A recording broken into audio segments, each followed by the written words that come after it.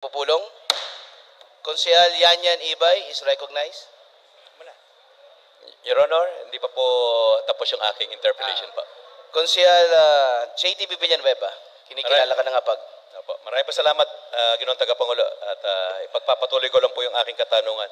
Sapagkat meron pong mga binanggit ang ating representante sa Sangguniang Kabataan at nararamdaman ko po, inuulit ko, yung bigat sa loob niya, sa bigat ng kanyang dibdib, kung bakit siya nagsasalita at nagpapahayag ngayong hapon na ito. Napapansin ko, mukhang maraming mga Sangguniang Kabataan sa taas at ang iba'y mga empleyado dito sa... Bawal pong pumalakpak, pakiusap po. Maraming salamat.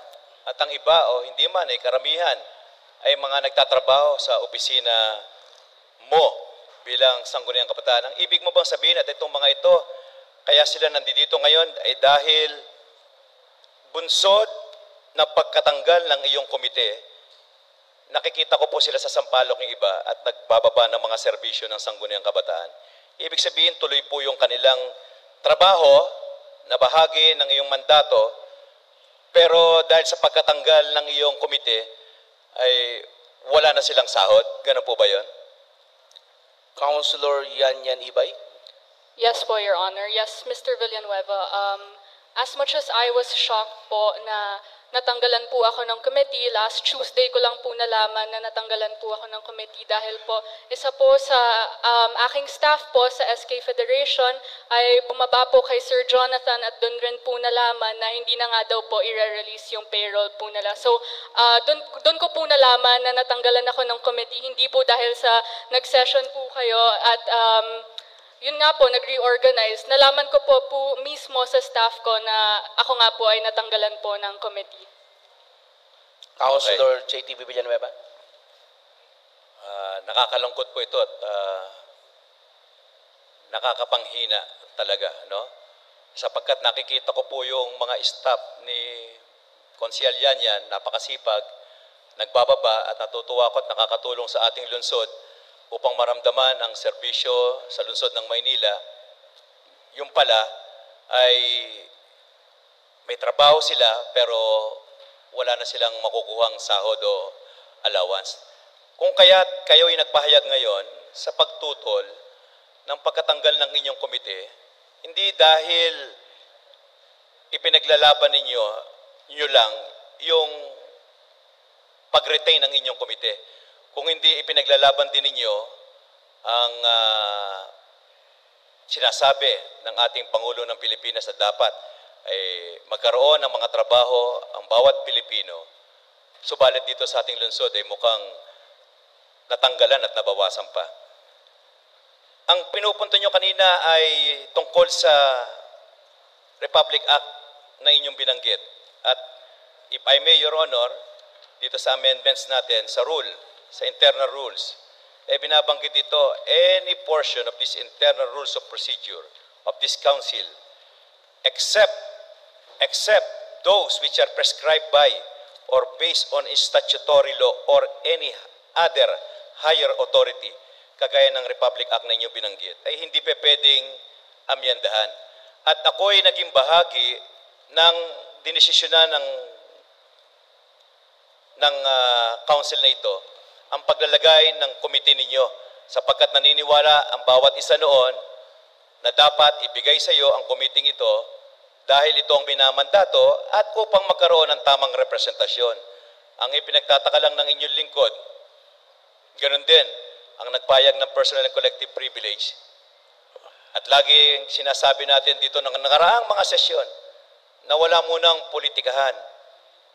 Baka ang nangyari sa pagkatanggal ng iyong komite ay bahagi ng politikahan na umiiral ngayon dito sa konsehong ito. Taliwas yata ito sa panawagan ng ating namumuno, ang ating tagapangulo, ng ating punong mayorya, na sa kanila natin naririnig madalas na wala munang politikahan. Pero nagtaka lang ako dahil sila mismo ang nagsulong na magkaroon tayo ng komite para sa iyo. Tapos dahil sa nangyayaring ito, nung nakaraang sesyon, nung tayo wala na sa loob ng konsehong ito, ay biglang tinanggal ang ibinigay nila sa iyo nung nakaraang mga sesyon. Kaya Yun lang po, Ginoong Tagapangulo. Ako'y sumasama sa inihayag ng ating Sangguniang Kabataan President at nakikisa sa kanyang layunin na dapat hindi tanggalin yung karapat-dapat na komite para sa Sangguniang Kabataan. Maraming salamat. Your Honor, thank you. Your Honor. Councilor Elmer Par.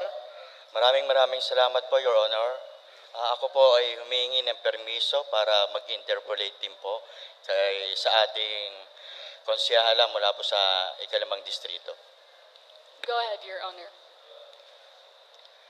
Councilor Elmer Par. Ako po ay lubos na nalulungkot dahil sa pagkakaalam ko po ang Republic Act 10742 ay ang pagtatalaga sa hanay ng SK Fed bilang committee chairperson ng Youth and Sports Development. Sabi nga po ni Konsyala Yanyan, kung sa kanya nagawa, paano pa po sa mga ordinaryong SK chairman. At hindi ko lang din po alam kung tama po ang aking kalituhan na naman dahil sa pagkakaalam ko po ang mere ordinance o resolution ay hindi po pwedeng tabunan ang nasyonal na batas. Ang LGU po o ang Local Government Unit sa pagkakaintindi ko ay kailangang sumusunod sa batas po ng nasyonal. At ako po ay may agam-agam at nangangamba na baka ang pangyayaring ito ay maiuwi o maging katumbas ay grave abuse of discretion. Kaya, at matanong ko lang din po ang ating SK Fed, ikaw ba ay na-notify o na binigyang kaalaman sa pagtatanggal ng iyong committee? Hindi po ako na-abesuhan, Your Honor, na Councilor natanggalan ako. Yanyan Ibay, bago ka magsalita, hintayin niyo munang i-recognize ko kayo. Apologies, Your Honor. Councilor Yanyan Ibay is recognized. Hindi po ako naabesuhan na natanggalan po ako ng committee. As mentioned a while ago po, nung August 1 po, nung nag-resign po ako sa majority, tinanong ko po si presiding officer kung mananatili po ba sa akin yung committee ko or masistrip away po sa akin ito. Ang sabi po niya, as long as nasa akin yung batas, sa akin po yung committee. Kaya't ako po ay nagulat nung nalaman ko last Tuesday lang po, August 13, na natanggalan po ako ng committee ko po. Councilor Elmer Par. Your Honor, ramdam na ramdam ko po ang ating SK President. Dahil ganyan din po ang aking naramdaman. Gulat na gulat din po ako na noong July 23 may session pala. Councilor Elmer Par, pwede po ba Ang pakidiretso niyo ibig po ko yung pong tanong? sabihin, Your Honor, ang lack of notification po ay lack of due process. Maraming salamat po. Maraming salamat. Your Honor, Councilor Irma Alfonso Huson is recognized. marami pong salamat. Ninanais ko lang po na ma-interpolate si kagalang-galang Ian Ibay. Yan, Ibay. Yan. Councilor Yanyan Ibay. Go ahead po, Doc Alfonso. Thank you, Councilor Irma Alfonso Huson. Your Honor. Dalawa po ang ating sectoral representative dito sa 12th City Council. Isa, representing the barangay. Pangalawa, representing the youth. Since narinig ko kanina na natanggalan pala ng komite si Konsehal Ibay, saan ka na ngayon nakatayo, Konsehal Ibay? Ano na ang estado mo dito sa 12th City Council? Councilor Yanyan Ibay. To be honest with you, Dr. Alfonso, I'm not quite sure where I belong right now because when I resigned po from the majority, I insisted po that I be part of minority. Kaya lang po, ang tinatawag po sa akin ngayon ay independent daw po, one of which that I have never heard of. So, to be honest with you, I'm not quite sure where I stand right now in this city council. Councilor Irma Alfonso Huson. Thank you, Your Honor. Ito lamang po ay nagpapatunay na ang isang representante ng kabataan ay na-displace dito sa 12th City Council. It is not the wanting of all the members of this city council, Your Honor. It is just the wanting of several councilors, Your Honor. Sana po iayos na natin to, Your Honor. Let's stop all this because it's tiring. And really, yung taong bayan, nanonood sa atin lahat. Sana naman po, nasa sa inyo ang desisyon, Your Honor, being the presiding officer, Your Honor. Sana maayos na natin itong lahat. Marami pong salamat. Thank you. Ginoong Tagapangulo, napakahaba na po ng ating nagugol na oras na sabi na po lahat ng dapat sabihin. Katulad po ng akin nabanggit, hindi po ito ang tamang forum para po questionin ng internal rules, intramurals ng City Council, kundi po ang Korte for a declaratory relief. Muli po, aking Ginoong Tagapangulo, minumungkahi ng inyong lingkod Mr. na Majo, aprobahan one last po. ang draft resolution number 8520 One last po, kapasyahan Mr. Majority na Floor Leader. nagpaparangal Mr. kay Majo, Ginoong Benedict Balagot para sa pagkapanalo sa World Championship of Performing Arts na ginanap sa Long Beach, California, USA noong ika-26 Hunyo hanggang ika-7 Mr. Majority Hulyo Floor 2024. I'd just like Meron to say pong thank you minumungkayang po. punong mayorya na aprubahan po ang nasabing resolusyon. Meron po bang tumututol? Sapagkat wala pinagtitibay. Yan.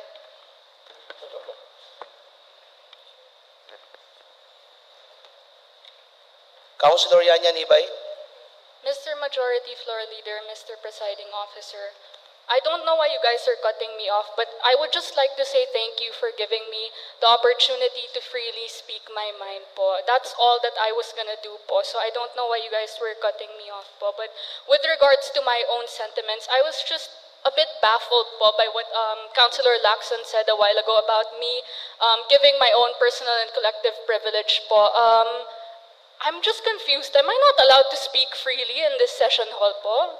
Am I not allowed to speak my mind po? I don't know why I was called out by Councilor Lacson on that one. But in conclusion po, the timing of the move is, I don't know if it's coincidental, but before I sit down po, I just like to leave the audience with a thought to ponder on. Ano sa tingin niyo po yung nangyayari po sa City Council na to? Is this reorganization a mere coincidence or is it something that's been orchestrated even before? Thank you po, Your Honor. Thank you. Ginoong Tagapangulo, tayo po ay nasa pangalawa na po. Pangalawang bilang, draft resolution number 8521, kapasyahan na nagbibigay ng parangal kay Ira Villegas para sa pagkapanalo ng tansong medalya sa kanyang debut sa larangan ng Olympic Boxing sa Paris 2024 Olympics noong ika-7 ng Agosto 2024. Pangunahing may akda, kagalang-galang, Pamela Fugoso Pascual. Minumungkahin ng inyong lingkod na talakayin sa hapag ang panukalang kapasyahan. Meron pong minumungkayan punong mayorya na Your Honor, parliamentary inquiry. meron po bang tumututol? Sapagkat wala pinagtitibay. Bigyan po nating pansin ng kagalang-galang Pamela Fugoso Pascual. Konsyala Pamela Fugoso Pascual is recognized. Magandang hapon po sa inyong lahat.